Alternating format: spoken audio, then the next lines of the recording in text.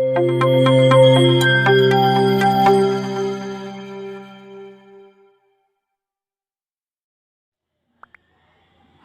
दोस्तों, welcome my channel. आज की वीडियो में हम बात करने वाले हैं एक और सेकंड लिस्ट की, जो कि वेटिंग लिस्ट लगाई गई है, जो कि जेई कैंडिडेट की है, जो कि एसएससी जेई से आए हैं, और वो इलेक्ट्रिकल और मैकेनिकल कैंडिडेट्स की है। ठीक है, तो सबसे पहले बात करेंगे हम कब इन कैंडिडेट को रिपोर्ट करना है। ठीक है, जैसा कि आप लोग डिस्प्ले पे देख रहे होंगे, tank gate BRO school and centre Dighi camp Poona 15 on 7 November 2023 9 बजे आपको रिपोर्ट करना है। डॉक्यूमेंट वही है जो कि पहले ही वीडियो में बता चुका हूँ। सारे ओरिजिनल प्लस 6 कॉपीज़ लेके जाने हैं। अटेस्टेड करवाना है आपको। डॉक्यूमेंट वही अटेंडेशन फॉर्म है। ठीक है, और वो किस तरह से भरना है वो सब कुछ मैंने एक वीडियो में बताया है आप लोगों को।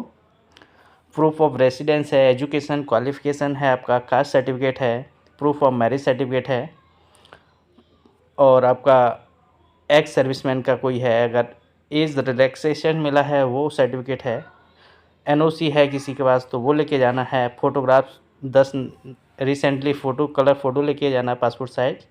ठीक है, फिज़िकल एफिशिएंसी टेस्ट आप लोगों का जो था वो आप लोगों को पता ही है, 1 माइल का होता है। ठीक है, और ये आप लोगों को 10 मिनट का टाइम मिलता है। अगर जो इस रेस में फेल हो जाता है वो आगे उसे कोई चांस नहीं दिया जाता है, वो फेल मान लिया जाता है। ठीक है, और अब बात करेंगे मेडिकल की। मेडिकल में आपका क्या है, मेडिकल भी बीआरओ स्कूल सेंटर पर ही होता है। ग्रिप और आर्मेड फोर्सेस के द्वारा कंडक्ट कराया जाता है पूरा।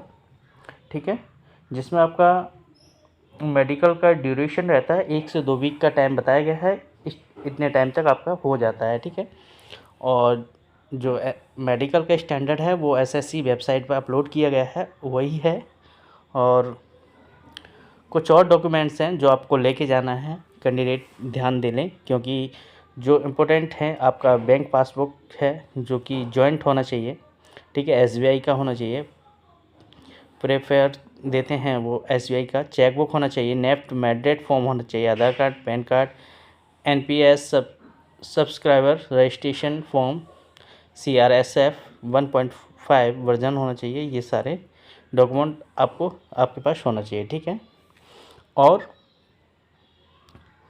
ये आपकी जो डॉक्यूमेंट हैं वो पहले भी मैं एक बार बता चुका। अगर किसी को कोई डाउट है किसी भी डॉक्यूमेंट को लेके तो कमेंट करके पूछ सकता है उससे, तो उसको क्लियर कर दूंगा। ठीक है, और एक पॉइंट और है जो कि इम्पोर्टेंट है, वो पॉइंट ही है 11 नंबर, जो कि आपको CBC यूरिन REME लेके जाना है, ब्लड ग्रुपिंग और RH टाइप, ये टेस्ट करवा के लेके जाना है। ठीक है, अब यहाँ पे कुछ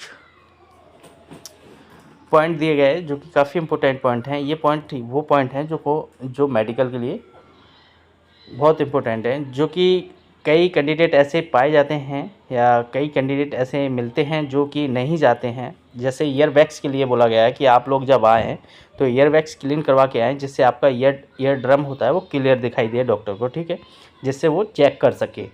तो वो अगर आप साफ करके नहीं जाएंगे तो आपको रीमेडिकल का पॉइंट दे देंगे वो। ठीक है, तो रीमेडिकल का पॉइंट मिलने का मतलब है कि कम से कम 2 महीना 3 महीना आप लोगों को परेशान रहना पड़ेगा, क्योंकि फिर वो MS से क्लियर करवाना पड़ता है। ठीक है, और यहाँ पे बी पॉइंट में बताया गया है, अगर आप कोई ग्लासेस यूज़ करते हैं कोई भी विज़न का, तो वो आप अपने साथ लेके जाएं, क्योंकि जब आपका आई टेस्ट होते हैं तो आपको ग्लास लगा के भी चेक किया जाता है। ठीक है, और इन केस कोई सर्जरी हुई है, मेजर सर्जरी है, तो उसके जो भी मेडिकल डॉक्यूमेंट्स हैं वो भी उससे रिलेटेड हैं, तो वो लेके जाएं।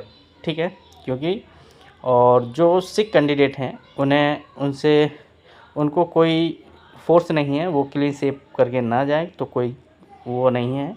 मगर जो सिक नहीं है, यानी कि जो हिंदू कैंडिडेट हैं, तो वो उनसे स्पेशली बोला जाता है कि अपना क्लीन सेव करके आए। ठीक है, तो ये चीज़ें आप लोगों को ध्यान रखना चाहिए। ठीक है, ये तो छोटे से पॉइंट हैं। और आपकी जो भी यहाँ पे लिखा है, you are groomed properly and you come with, ठीक है, मतलब क्लीन होके जाएं, एकदम साफ़ सुथरा होके, जिससे डॉक्टरों को कोई दिक्कत ना हो। और इतने तो आप लोग समझदार हैं ही कि आप लोग मेडिकल के टाइम किस तरह से जाना चाहिए, ठीक है।